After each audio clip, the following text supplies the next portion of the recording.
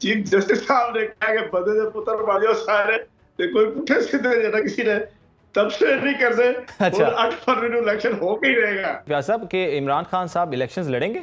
Sir जी, हालात और वाकयात नज़ाहिर और कराइन ये बता रहे हैं कि वो अडयाला जेल के कैदियों का इलेक्शन शायद लड़ लें, लेकिन बाहर वाला इलेक्शन जो है ना वो नजर नहीं आता है ना।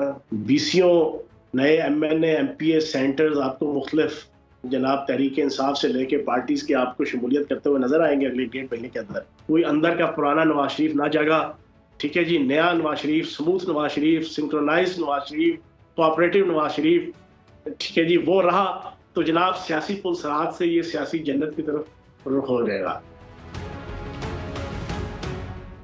अस्सलामुअलैकुम जी, मैं हूं अब्दुल सदीक और आप देख रहे हैं सोना डिजिटल और मेरे साथ इस टाइम मौजूद हैं फयाजुल हसन चौहान साहब। इनसे बातचीत करेंगे इस्तेहकाम पाकिस्तान पार्टी के हवाले से और भी मामलात और इलेक्शंस की तारीख फाइनल हो चुकी है, इस पर भी बातचीत करेंगे। अस्सलाम वालेकुम सर, क्या हाल है, खैरियत से हैं? मैं ठीक हूँ। अच्छा, मुझे ये बताइएगा कि इलेक्शंस की डेट अनाउंस हो चुकी है इलेक्शन कमीशन की जानिब से 8 फरवरी को, और अब कोई अगर मगर की बात तो नहीं रही फयाज साहब? बिस्मिल्लाहिर्रहमानिर्रहीम। आपने क्वेश्चन वो पूछा है कि उसमें तौहीन अदालत पे आप भी अंदर जाएंगे तो मनु भी अंदर कराओ, इसी है ना, ठीक है ना। देखें ये तो ये चीज़ है। चीफ जस्टिस साहब ने कहा कि बंदे दे पुत्र मारियो सारे ते कोई पुठे सीधे जना किसी ने तब से नहीं कर दे अच्छा और 8 फरवरी को इलेक्शन हो के ही रहेगा। चलें जी, डन हो गया सर, मतलब अगर मगर की बात खत्म हो गई अब। अच्छा जी, बात ये है कि इलेक्शन कमीशन ने बड़े अच्छे तरीके से सुप्रीम कोर्ट के फाजिल चीफ जस्टिस साहब को और अटार्नी जनरल को और सदर मुमलिकत को ऑन बोर्ड लेके 8 फरवरी की जनाब तारीख का एक सोल्यूशन निकाला जो वेरीफाई रेक्टिफाई भी हो गया सुप्रीम कोर्ट से। तो इंशाल्लाह 8 फरवरी को इलेक्शन होगा इंशाल्लाह। ठीक हो गया सर। सर आईपीपी की क्या तैयारी है इस्तेकाम पाकिस्तान की, क्या आप देख रहे हैं आप इलेक्शंस में की तैयारी है? आज भी आप लोगों का जलसा है हाफिजाबाद में। देखें, उकाब और शाहीन जो है ना आईपीपी का, उसने अपनी उड़ान पकड़ी है और तुम दिए बाद मुखालिफ से न घबरा है उकाब, ये तो चलती है तुझे ऊंचा उड़ाने के लिए, इसके मुतरादिफ इंशाअल्लाह दिन ब दिन ऊंचा उड़ रहा है। और बीसीओ नए एमएनए एमपीए सेंटर्स आपको मुख्तलिफ जनाब तहरीक इंसाफ से लेके पार्टीज के आपको शमूलियत करते हुए नजर आएंगे अगले 1.5 महीने के अंदर। और हर आने वाला वक्त वो साबित कर रहा है इंशाल्लाह कि इस्तेहकाम पाकिस्तान पार्टी के मोटो मैनिफेस्टो की तरफ भी और पार्टी की तरफ भी इलेक्टेबल से लेके आवाम का इंशाल्लाह रुझान बढ़ रहा है और बढ़ेगा इंशाल्लाह। अच्छा, कहा जाता है कि इनके पास लीडर्स ही हैं और कारकुन कोई नहीं है, ऐसा इसमें कितनी हकीकत है इस बात में कि लीडर्स की जमात है ये इस्तेहकाम पाकिस्तान? बाकी तो सारी पार्टियां जी बढ़िया सड़ना हो जो जम्मे सन तो जरा महादेव जो जरा पूरी पार्टी की पॉपुलैरिटी लेके आए सन। हाँ, सारे के सारे जो है, और सारे के सारे मुझे याद है मैंने तहरीक इंसाफ ज्वाइन की 2007 के एंड में, तो 6 महीने मेरे खानदान से लेके अम्मी अबू से लेके बहन भाइयों से लेके मेरे वर्कर्स में, क्योंकि मैं पहला साबिक एमपी ये था कि जिससे ज्वाइन की, तो मेरी 6 ट्रोलिंग हुई थी। 50 साल लगा तो शायद तहरीक इंसाफ इक़्तिदार में आए, ठीक है ना। उस वक्त दूर दूर तक कोई रुझान नहीं, टोटल 10 बंदे होते थे हर डिस्ट्रिक्ट में, वही ओहदेदार थे, वही लीडर थे, वही वोटर थे, वही सपोर्टर थे। इसी तरीके से आप देख लें कि जनाब नून लीग के और बाकी लोगों के, तो आपका क्या ख्याल है कि सारे अपनी पॉपुलैरिटी और वोट बैंक जनाब ये साथ लेके आते हैं? जरा इस तरह नहीं होता, ये वक्त के साथ साथ सारी चीजें आगे चलती हैं। तो इलेक्शन इंशाल्लाह जो आप कहते हैं ना इलेक्टेबल्स, आप इलेक्टेबल्स की बात करते हैं, इन लोगों ने 5-5 साल, 15-15 साल, 30-30 साल, 40-40 साल अपने हलकों की खिदमत की है, अवाम की खिदमत की है, अवाम के इज्तिमाई मसाइल, अवाम के इनफरादी मसाइल, उनके साथ दुख दर्द में खड़े होने वाले लोग हैं। सर बाकी जमातों की भी इन्होंने खिदमत की है, मतलब ओन चौधरी साहब अगर देखा जाए तो पहुंचे हुए थे मियाँ साहब को रिसीव करने एयरपोर्ट पे, तो जिस पे शो कॉज नोटिस भी हुआ और बड़ी बहस भी चली, तो उस पर क्या ख्याल है आपका? वो हेलीकॉप्टर की भी कहानी थोड़ा सा बताएं कि किसका था हेलीकॉप्टर? और चौधरी साहब अपनी जाती हैसियत में गए थे, उसके ऊपर उनसे पूरी एक्सप्लेनेशन मांगी गई उनकी जाती हैसियत में, क्योंकि 1.5 साल वो शहबाज शरीफ साहब की कैबिनेट का हिस्सा थे और उस 1.5 साल की रफाकत की वजह से उन्होंने शायद अपने तौर पे ये चीज़ तय कर ली। बाकी हमारी पार्टी की तरफ से किसी पॉलिटिकल पार्टी के खिलाफ ना कोई जहर है ना कोई नफरत है। हाँ, उनकी जो पॉलिसीज गलत होंगी उसके ऊपर क्रिटिसिज्म करेंगे। जो कोई उनका जनाब मुल्क और कौम के हवाले से, आवाम के हवाले से गलत कोई एजेंडा होगा, कोई पॉलिसी होगी, उसके ऊपर हम तनकीद करेंगे इंशाल्लाह। सर ठीक हो गया सर। आईपीपी का मंशूर क्या है, क्या लाहे अमल है? आईपीपी ने एक ऐसा अट्रैक्टिव मंशूर दिया है कि जो पब्लिक के अंदर बड़ा उसको अप्रिशिएट किया जा रहा है कि 300 यूनिट तक जो बिजली इस्तेमाल करने वाले सार्फिन हैं, लोअर मिडिल क्लास, मिडिल जनाब पुअर क्लास, उनको बिजली मुफ्त मिलेगी, रियासत अदा करेगी। नंबर 2, मोटरसाइकिल सवार को आधी कीमत पे पेट्रोल मिलेगा। नंबर 3, आपके जो 12 एकड़ तक का किसान है उसको जनाब ट्यूबवेल की बिजली फ्री मिलेगी। नंबर 4, आपका जो कम से कम तनख्वाह है वो 50,000 रुपया होगी। नंबर 5, सबसे इंपॉर्टेंट चीज ये है कि हर यूनियन काउंसिल की सतह पर डिस्पेंसरी कायम की जाएगी इंशाल्लाह, सूबे में और पाकिस्तान में। और इन सारों से ज्यादा इंपॉर्टेंट जो हमने एक सियासी जमात होने के नाते से जो हमने जनाब अपने किया कि पाकिस्तान के अंदर नामूस के कवानीन का पहरा देंगे। ये मजहबी जमातें तो जना इसका दावा करती हैं, लेकिन शायद ये पहली जनाब सियासी जमात है कि जिसने खुल खुला के ये बात कही है, और मेरी नजरों में इससे बड़ा मैनिफेस्टो ही कोई नहीं है। क्या बात। हमारा तो भाईजान ईमान इधर से शुरू होता है, इधर खत्म हो जाता है। तो ये वो चीजें हैं कि जो प्रैक्टिकलेबल है, ये कोई जनाब थ्योरी, हाइपोथेसिस या अनरियलिस्टिक या हवाई वो दावे नहीं है। ये हम इंशाल्लाह बड़े अच्छे तरीके से एहसास प्रोग्राम के जो कई 100 अरब रुपया हम पाकिस्तान की आवाम को 2-2 हज़ार रुपया गिरफ्तारी बनाया हुआ है, हम उसको सिस्टमेटिक तरीके से उन अरबों रुपए के फंड को इस्तेमाल करके हम ये अपना मंशूर और अपना मैनिफेस्टो उसको मटेरियलाइज करेंगे और इम्प्लीमेंट करेंगे। सही। नवाज शरीफ साहब की वापसी को किस तरह से देखते हैं सर? चौथी दफा के वजीर आजम होंगे इन फ्यूचर? देखिए, बात यह है कि नवाज शरीफ साहब एक खास मैकेनिज्म के साथ यहाँ पर लाए गए हैं, जो चीज नजर आ रही है। तो जिस तरह 2018 में हुआ था, मैं वही बता रहा हूँ ना, मैं एक बड़ा दिलचस्प एक तबसा इस पे कर रहा हूँ नवाज शरीफ साहब की वापसी पे। जी, नवाज शरीफ साहब ने इस वक्त चलना है अगले 2-3-4 महीने सियासी पुलसरात के ऊपर।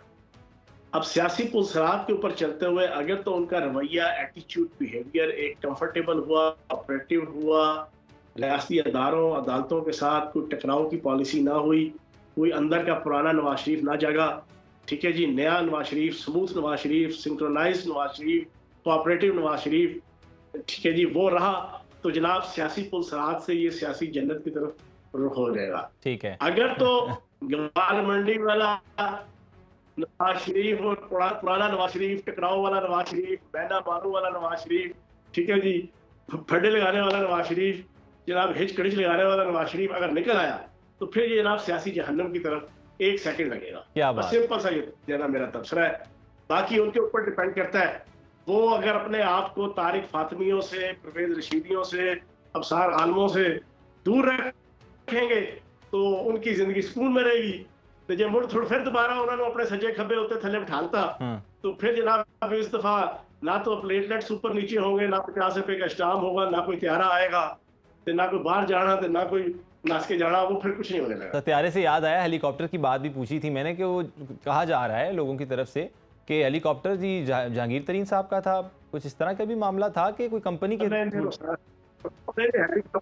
हेलीकॉप्टरों की शक्लें मिलती हैं यार, एक ही तरह की हेलीकॉप्टर सारों तो उसी तरह का मिलता जुलता मुझे तो लगता है जुड़वा सर, जुड़वा हेलीकॉप्टर्स ही हुए हैं जब भी हुए हैं। ठीक सर, मुझे ये बताइएगा कि आईपीपी अगर चलें इलेक्शंस जीत जाते हैं नून लीग वाले, तो नवाज शरीफ साहब के साथ इत्तेहाद करेगी आईपीपी? देखो, मैं आपको बड़ी दिलचस्प आइडियोलॉजी आपके प्रोग्राम के जरिए से लाई। सियासतदान 5 या 6 मफादात होते हैं उसके लिए मैदान में आता है। सबसे पहले मुल्क का मफाद, रियासत का मफाद, आवाम का मफाद, माशरे का मफाद और जाती मफाद। ये 5 किस्म के मफादात हैं जिसके ऊपर जनाब सारी सियासत बेस करती है। वो सियासतदान ही नहीं होता जो इन 5 मफादात को हासिल करने के लिए वो किसी के साथ बैठे ना। सियासतदान हर मुखालिफ के साथ बैठने को तैयार होता है। और हम, आप नून लीग की बात करते हैं, हम यहाँ पर जनाब पाकिस्तान के अंदर कोई रजिस्टर्ड पार्टी कोई भी हो, हम उसके साथ पाकिस्तान के मफाद की खातिर, माशरे के मफाद की खातिर, रियासत के मफाद की खातिर, पार्टी के मफाद की खातिर हम लोग बैठेंगे। जब भी कभी कोई मौका आया, जब कोई जरूरत महसूस हुई, ठीक है, उसके साथ कोऑर्डिनेट करेंगे, उसके साथ हर किस्म की चीजें चलेंगी। मैं ना मानूं कि रट लगाएं और मुफ्त ही आंकड़ लेके बैठ, जैसा वो चेयरमैन तहरीक इंसाफ का आपको एटीट्यूड पिछले 10-12 साल से पाकिस्तान की सियासत में आपने देखा बिल्कुल, कि वजीर आजम थे तो अपोजिशन वालों के साथ नहीं बैठना, अपोजिशन लीडर थे तो वजीर आजम के साथ नहीं बैठना, चाहे मुल्क डूब रहा है, चाहे मुल्क में दहशतगर्दी आई हुई है, एंड पे तो मान गए थे सर। सरबलंदी स्टेक हुई है, वो आप पछताए क्या हो जब चिड़िया चुपी खेत। ठीक है ना जी। ठीक, इमरान खान साहब इलेक्शन लड़ेंगे? कत्ल के बाद जफा थे तो का पशेमा होना। क्या बात है। अच्छा मुझे बताइएगा कि व्यास साहब के इमरान खान साहब इलेक्शंस लड़ेंगे?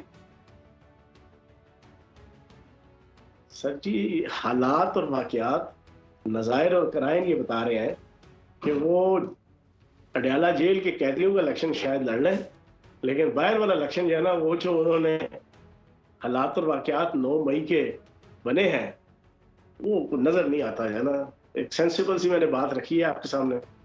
अभी सर, तो फैसले आने हैं, 9 मई के आने हैं। सर वही बात करने लगा था। लोग कहते हैं कि 9 मई के वाकयात से जान छुड़वाना चाहते हैं तो आपके साथ मिल जाते हैं, लोग ये कह रहे हैं, तो जान छूट जाती है, ऐसा इसमें हकीकत है? नहीं, जान कोई नहीं छुटती जरा, ठीक है ना।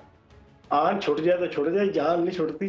पीछे भुगतनी है, आपने अपना FIR भुगतनी है, ठीक है। अगर तो आप प्रैक्टिकली चीजों में इन्वॉल्व हैं तो वो आपको भुगतना पड़ेगा।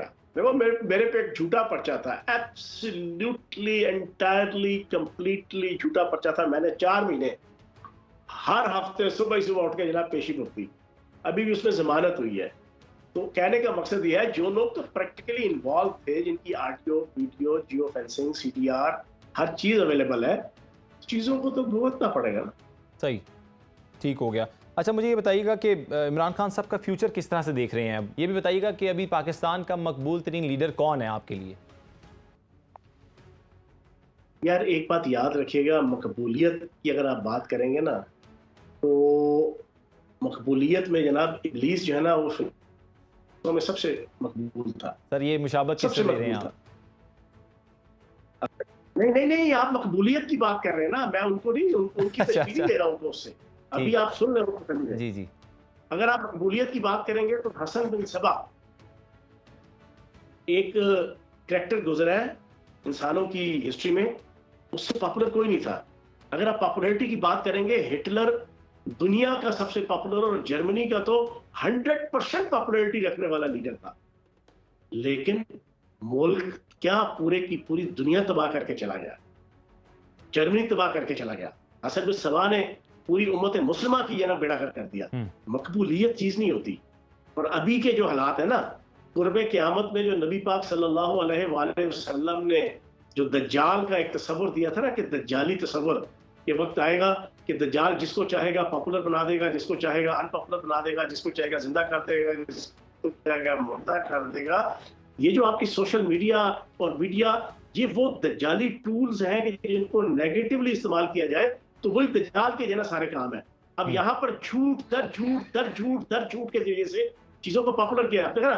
परसों जनाब वकील बार आया, उसने कहा जी जहर दिया जा रहा है, चेयरमैन तहरीक इंसाफ कह रहे हैं। पूरा 5 घंटे पूरी दुनिया के अंदर आग लग गई। माए बहने बेटियां जनाब मुसल्लों पे बैठ के किसी को दुआ और किसी को बदुआ, और ये पिछले 2 साल से मुसलसल इस दज्जाली चेयरमैन तहरीक इंसाफ की सरपरस्ती में इस अंदाज से झूठ बोल के मुझे कत्ल कर दिया जाएगा, मुझे कत्ल कर दिया जाएगा। पॉपुलैरिटी क्राइटेरिया नहीं है किसी हक और सच का। ठीक है, हक और सच का क्राइटेरिया जो है ना, वो पॉपुलैरिटी या अनपॉपुलैरिटी नहीं होती। ठीक हो गया सर, आखिरी सवाल। सोशल मीडिया की पॉपुलैरिटी एक और चीज होती है, इलेक्शन की साइंस और चीज है। ठीक हो गया। सोशल मीडिया पे जनरल परवेज मुशर्रफ साहब बहुत पॉपुलर थे। उस वक्त जनरल परवेज मुशर्रफ साहब के जनाब मुकाबले में किसी के पास फॉलोइंग नहीं थी, और वो इसी जोन के अंदर दुबई से जनाब पाकिस्तान आए। लेकिन आए, पार्टी बनाई, तो उनको समझ आ गई कि नहीं, इलेक्शन की सियासत, प्रैक्टिकल पॉलिटिक्स और चीज है, सोशल मीडिया की पॉपुलैरिटी और मकबूलियत और चीज़ है। ठीक है सर, आखिरी सवाल, आप इलेक्शंस लड़ रहे हैं सर? इंशाल्लाह। और सर आपके हल्के से सर्वे करवाया हमारे नुमाइंदों से और पता चला कि लोगों का कहना था कि जी हम इमरान खान साहब जिसको खड़ा कर दें हम उसको वोट दे देंगे, लेकिन फ़याज़ुल हसन चौहान को वोट नहीं देंगे। इसमें कोई हकीकत है कि बस अफवाहें ही हैं? इस तरह के ना 40 सर्वे मैं भी करवा सकता हूँ कि मैं लोगों के पास चला जाऊं। मैंने 2.25 अरब रुपए के तरक्याती काम अपने हल्के के अंदर कराए और कोई उंगली नहीं उठा सकता करप्शन की। ये जो जितने पीटीआई के लोग हैं इनके एंटी करप्शन और नैब के अंदर केसेस हैं। मैं 1.5 साल इस तहरीक फसाद फिल अर्ज के अंदर फ्रंट फुट पे लड़ता रहा इस्तेमाल होके। उस वक्त भी जनाब ये पीडीएम की हुकूमत जो है ना मेरे खिलाफ कोई केस नहीं निकाल सकी। अभी भी कोई अल्लाह पाक के करम से उंगली नहीं उठा सकता। इंतहाई दयानतदारी के साथ हल्के की खिदमत की है। तो जनाबे वाला इलेक्शन टफ होगा, हालात और वाकयात जिस तरीके से जनाब बताए जा रहे हैं, लेकिन मेरे लिए मेरा पाकिस्तान ज्यादा और मेरी रियासत और मेरी सोनी धरती ज्यादा इंपॉर्टेंट है। शफाफ इलेक्शन मेरे लिए वैसे ही होंगे जैसे 2018 के अंदर हुए थे। शफाफ 2018 में शफाफ हुए थे सर? शफाफ नहीं, आप बताए ना 2018 में शफाफ हुए थे सर, आप बता दें अगर शफाफ हुए थे तो वैसे ही होंगे। शफाफ इसकी और वजह से चेयरमैन साफ और तरीके शफाफ बने थे वज़ीर आज़म हुए थे ना, बिल्कुल। वो वैसे ही होंगे। डन हो गया सर, बहुत शुक्रिया आपके वक्त का सर। फ़याज़ुल हसन चौहान साहब हमारे साथ मौजूद थे स्टूडियो में। हमें इजाज़त दें और देखते रहें क्या बात है प्रोग्राम। अल्लाह हाफ़िज़ नासिर।